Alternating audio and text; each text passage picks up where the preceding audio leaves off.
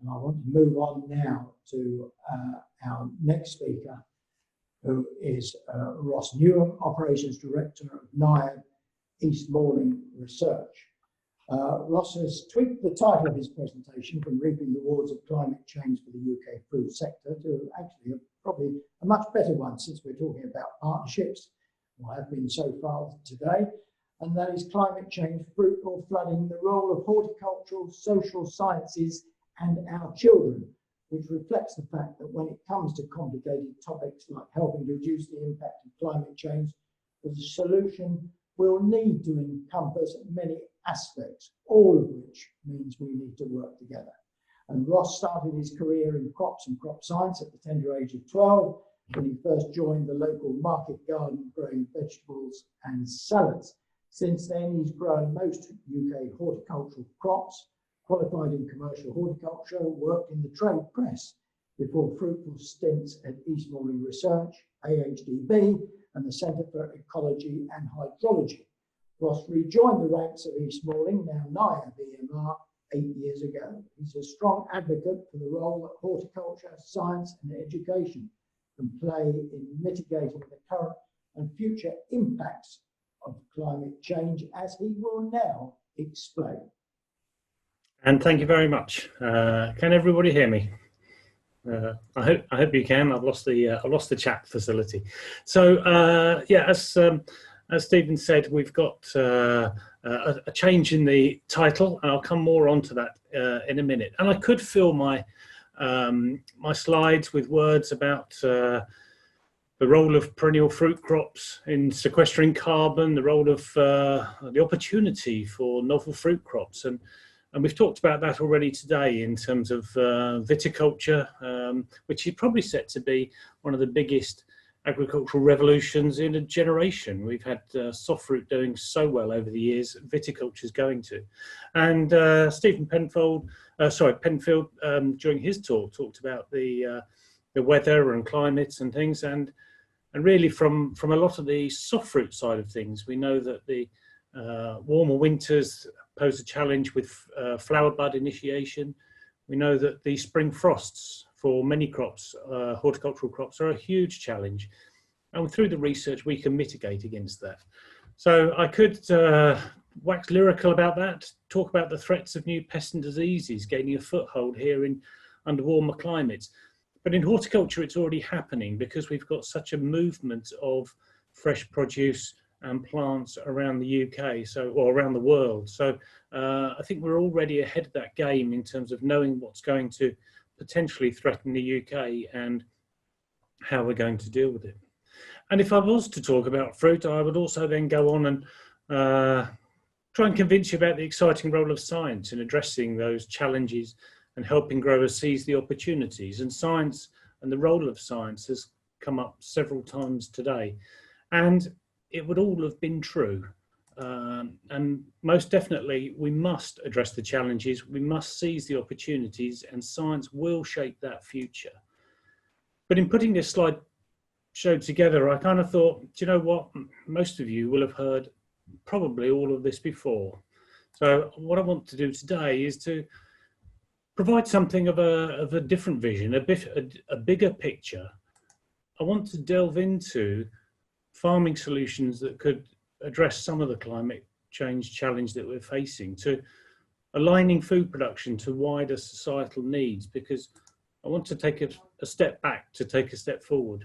And Sir John Beddington, those years ago, talked about climate change being at the catalyst of issues surrounding food, energy, water, and talked about if we don't address them, we're going to be having problems with wars and famines and the need for resources. And a lot of this is being driven, as we know, by population increase historically.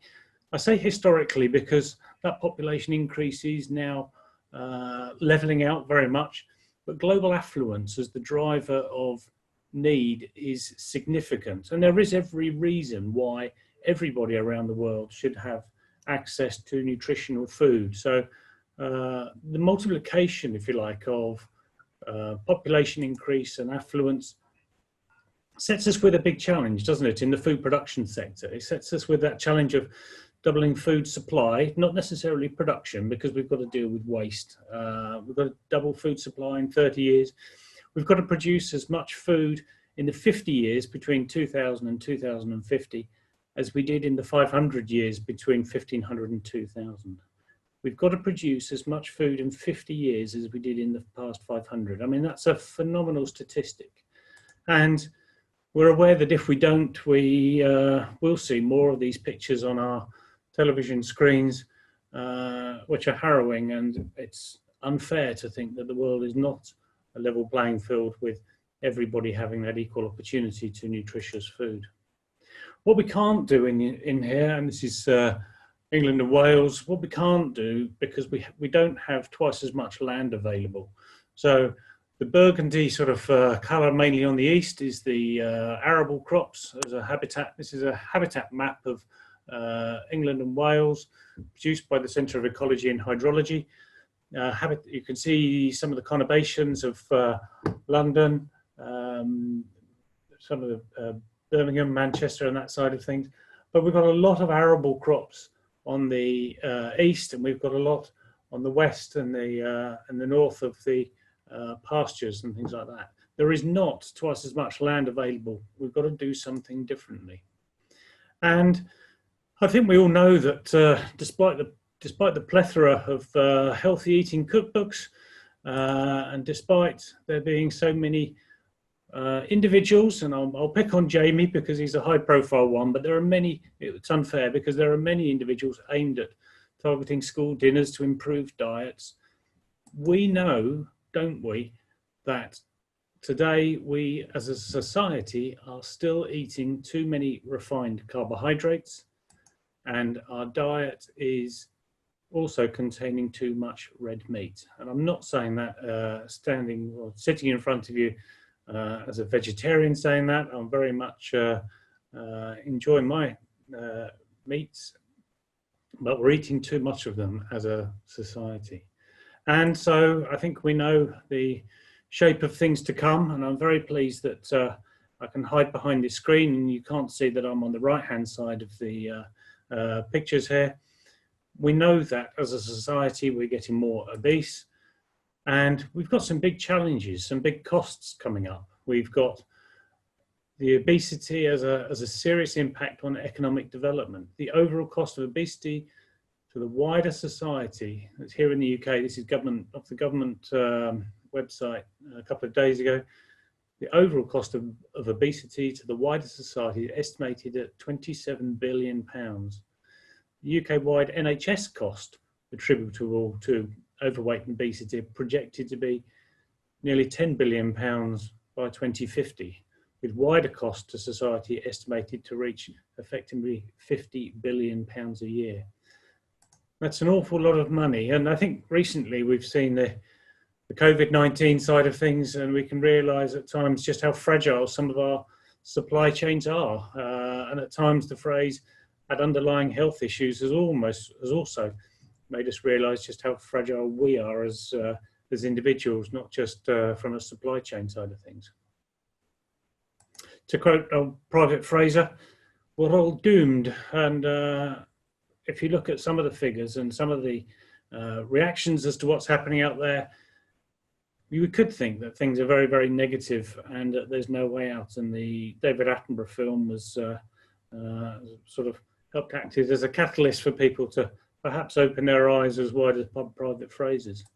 But in my talk, I did want to go out and come to you with a slightly bigger picture than with some of the solutions than just the kind of where we are today. And I think as any business should, this sector should look at the demand side of things. And let's actually recognise that despite the initiatives that are in schools today, which were all with good intent, they're not actually creating an impact. We know that if we have a look at the slides, the UK is right up here in terms of some of the biggest obesity or countries with the most high obesity rates in the UK, with diets rich in refined carbohydrates and red meats. If you go to the bottom of this chart, you look at India, China, Japan, South Korea, There's 4 countries at the bottom with very low levels of refined carbohydrates and red meats. So we know that Jamie Oliver can't change the diet, but what can change the diet? Well, a decade or 2 ago, I was involved in a project with the School of Psychology at Bangor University, Professor Fergus Lowe. And this was an industry sponsored project with money from what was then the Horticultural Development Council, now the AHDB. We can change dietary habits of the kids. This was a program, an intervention model, which relied on repeat tasting of fruit and vegetables. The kids had rewards for that, and then there were songs and there were role models that would come in and be part of videos. So we can change diets.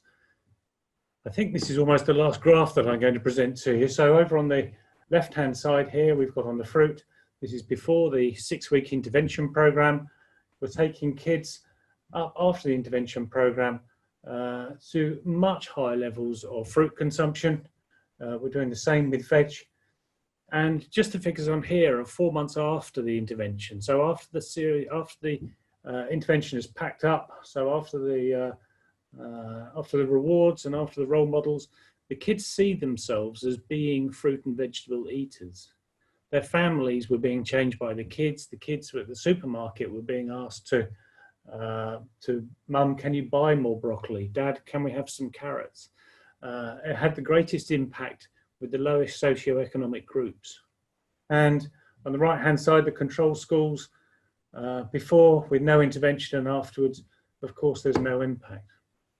We can change the diet of the kids, and that's the best option we've got for a longer-term trend change in what we eat. Dietary habits are formed very early in our lives.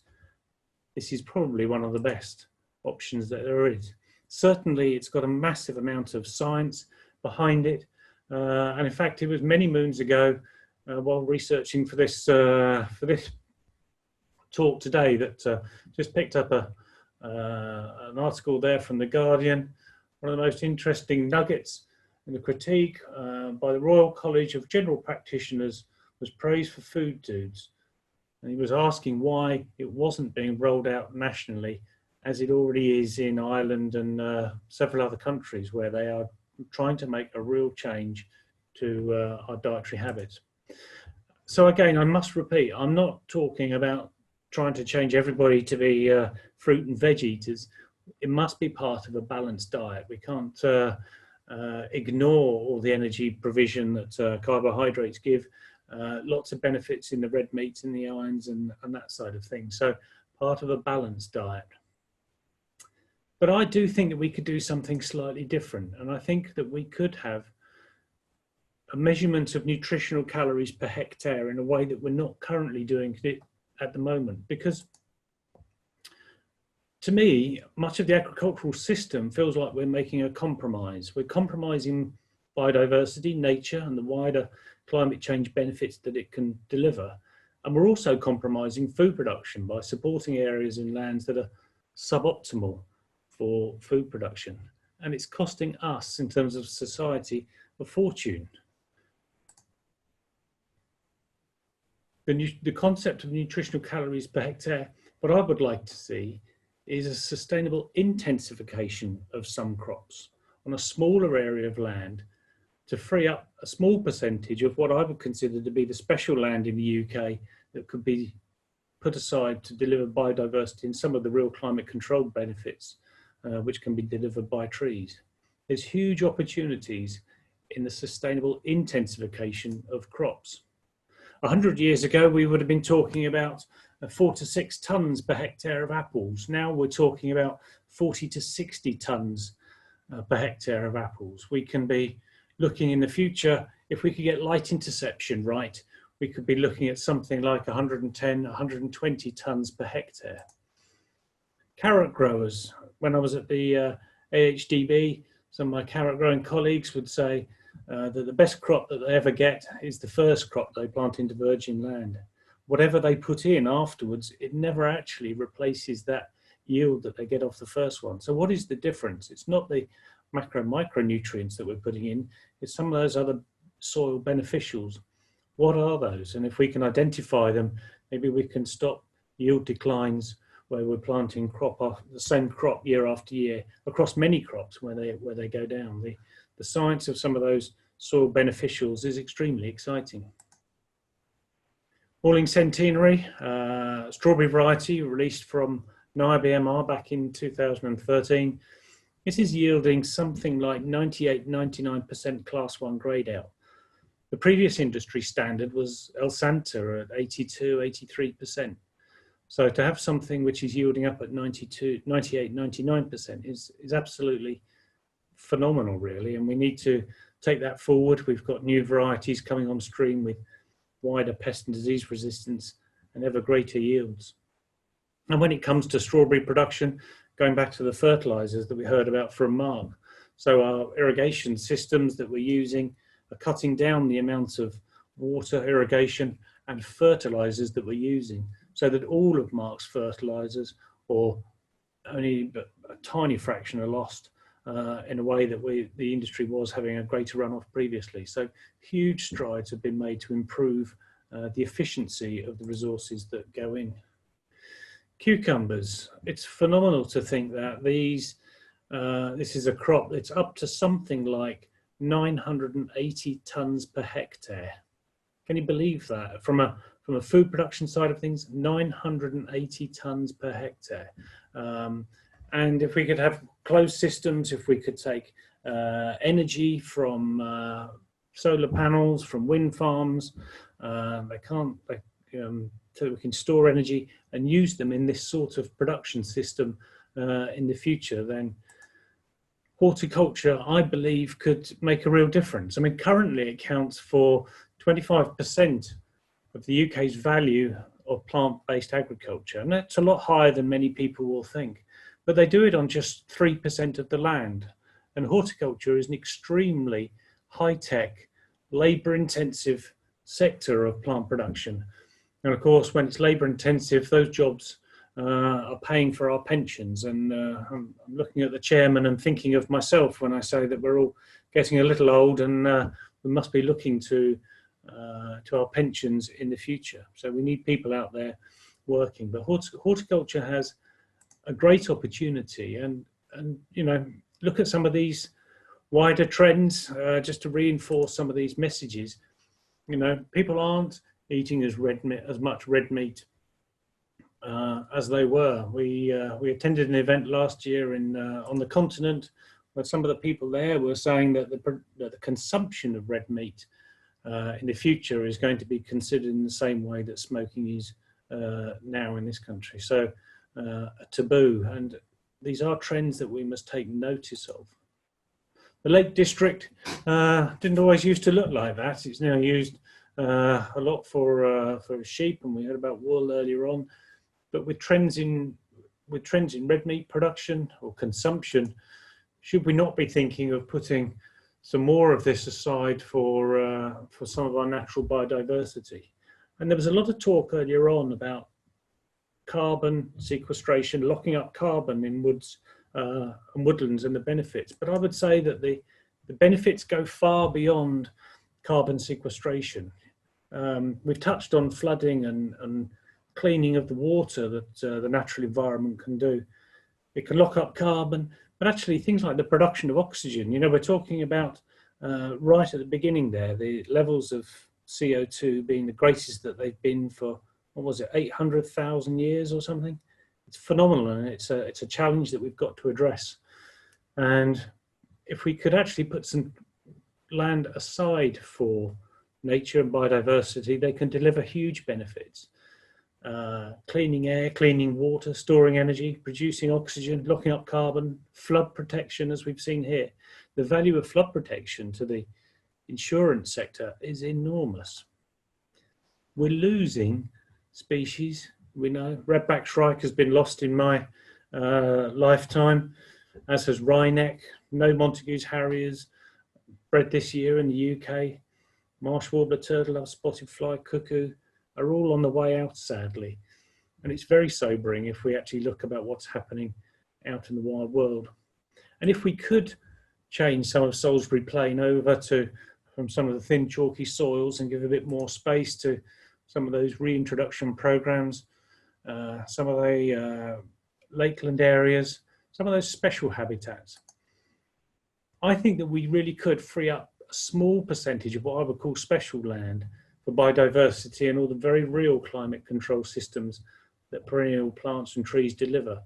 I'm not talking about large-scale change. I think that's out of this remit. There's all sorts of measures being considered to improve the arable sector. Lots of science needed to keep increasing the yield.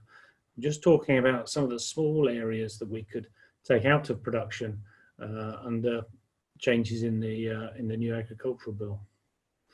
Producers, well, consumers certainly want produce for 365 days of the year. There's much talk about seasonality. I think we need, if we had intensive specialized systems, they need to crop all throughout the year. I don't believe that people really do want to eat seasonally. I've got 4 allotments and there's only so much kale and brassicas and butternut squash I can eat for sometimes of the year from now onwards through to March. When Virginia Wade won Wimbledon back in '77, strawberries was a 6-week crop, just a 6-week season. And we're now looking at a crop of strawberries which are something like 7, 8, 9, 10 months of the year long. So hugely different season extension that UK horticulture has managed to deliver. We must wow the consumer. That's always got to be imperative. We've got to address waste. It's frightening to think that some issues still exist. These are carrots, obviously. In the leek sector, they talk about only 11% of the crop actually gets consumed because of all of the different steps that get on the way to delivering those to the consumer and the way that the consumer then stores them and eats them. We've talked earlier today about pests and diseases, and it's a constant battle to forecast, to work on, as we do here at NIAB and NIAB EMR, working on pests before they've arrived in the UK. We work on diseases before they've arrived in the UK. And we've got to do that without some of these long-term systemic pesticides, which are from the bad old days of yesteryear. We've got to manage things so that we don't develop our super bugs. We've got to do things, smart things with sex pheromones and interrupting mating cycles of the pests that are causing the problems. And we've got to look after these guys, the pollinators on which so many crops are dependent on. Lots of work going on there. And that climate change scenario is going to present us with challenges at the very root of our agricultural production systems, which most of you involved today are more familiar with from a what I would call an agricultural rather than a horticultural perspective. But if we could increase consumption, and if we can increase intensively some of our crops, then there's huge opportunities for us to address import substitution. So the level of veg that we produce in the UK, we can increase that hugely.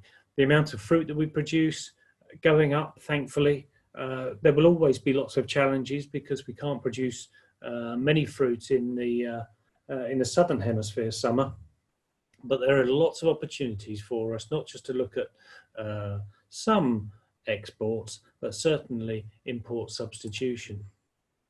And we must undertake that essential science to increase food production sustainably, to breed new pest and disease resistance, to look at some of those challenges that are coming along the horizon, to lock up more carbon, to increase light interception in perennial crops, to store energy from our production systems for closed production systems, which are going to have ever greater control of the cropping environment and allow us to produce more food from a smaller area.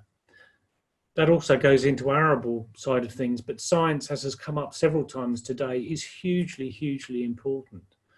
And NIAB has recently concluded its social impact, the socio-economic impact of its research. And for every £1 that's spent on research at NIAB, at least £17.60 is delivered to the UK economy through the efficiencies in production and investment and import substitution. Hugely valuable research that's done that benefits the industry that we all love and work for. So together with the government, I believe that we can produce more food from a small area of land. We can put more land aside to mitigate and or address some of the climate change challenge contributors. We need to protect our natural heritage from decline. And we still need to have those farmers as the custodians of the countryside, be it being paid to lock up carbon, produce oxygen, look after our flood protection, clean water, clean air, all sorts of roles there. With the government, we can tackle obesity by changing the nation's diet. There are huge savings to be made to the NHS, and we can create lots of jobs in food production and the associated business supply chains. We can address import substitution.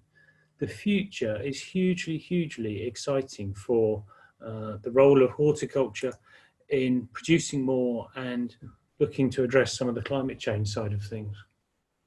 There are two drivers for change for most businesses. One is on the right-hand side there, the pound, shillings and pence. It's the profit margin. On the left-hand side, the other driver is legislative compliance, legislative change. And the two need to go hand in hand so that we can intensify some crops and enable us to work within, but we need legislation so that we can work within the right parameters to deliver sustainable intensification and put land aside for biodiversity and all the benefits. So the agricultural bill addressing many of these issues, certainly the countryside and the way that we see it, certainly some of the diversity. I think that we can possibly do more within it in terms of the role of horticulture, changing the nation's diet so that we can all have a slightly healthier and longer time on this planet as we all become pensioners. What would it take? Well, it would simply take us, perhaps, I use the word simply, for us all to work together. The social sciences, as I've mentioned, like the School of Psychology, the biological sciences, obviously, English nature, the farming community at its heart, commerce, government departments for health, environment, sciences, the insurance sector on the flood side of things, the flooding costs billions and billions when it happens. So there must be a vested interest in the insurance sector.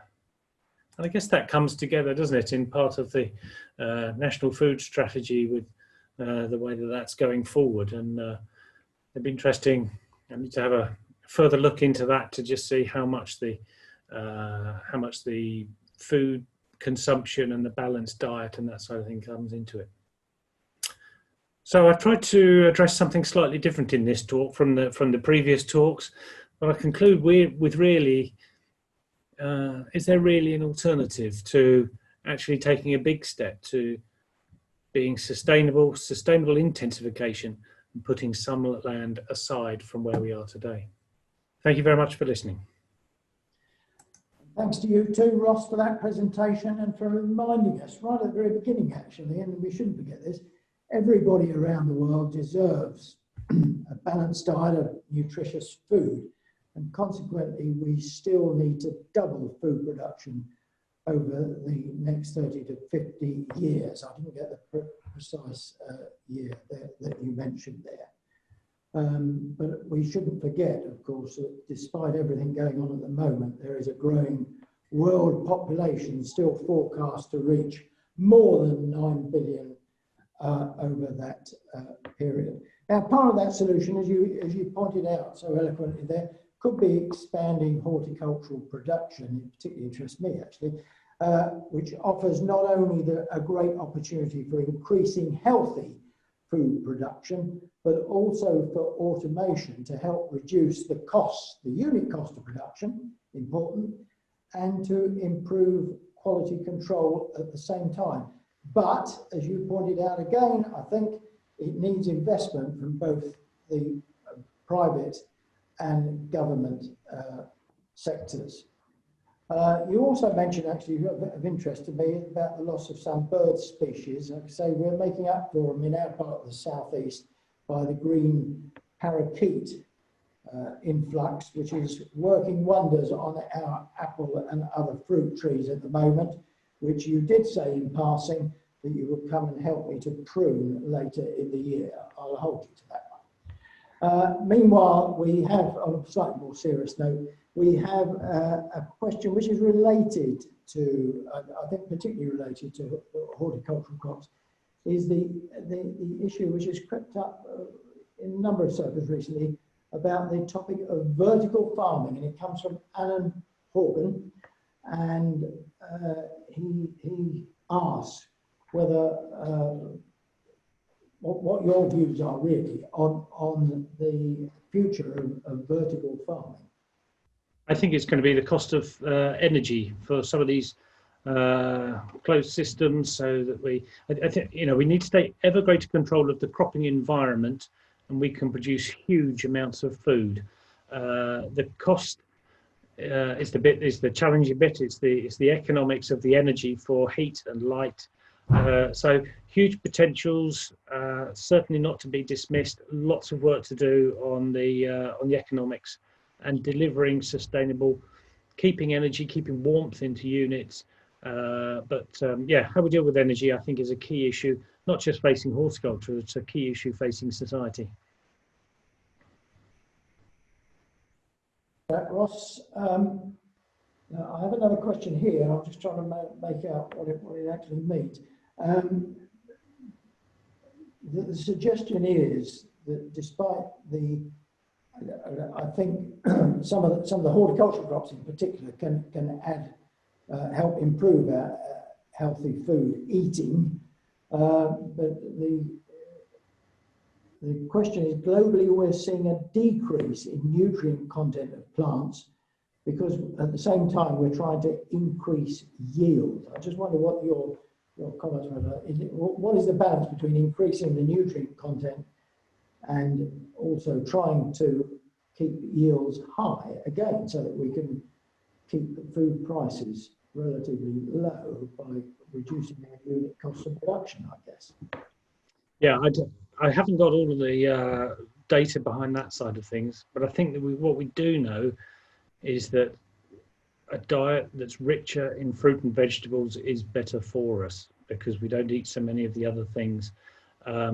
So there may be some thoughts about vitamin contents, and that then goes back to some of the varietal side of things and the nutrition and the way that we're growing things. But you know, consistently, a diet rich in fruit and vegetables is good for us, and that's really the focus of the comments today. I think the added point that was trying to be made there was that actually, if we try to increase yields in a smaller area, don't we greatly increase soil degradation and a continuation, which is likely to increase the more intensive we get on a smaller area? Well, that doesn't have to happen. That's where you look at some of the closed systems, like the example with cucumbers and tomatoes, and strawberries. There's no soil degradation because we've come out of the soil. So if we have super intensification under a smaller area, then there doesn't have to be the negative impact on there. So you know, it's just the more control that we have in a much smaller area, we can control things much better than we do on some of the huge wide scale areas of food production in the UK.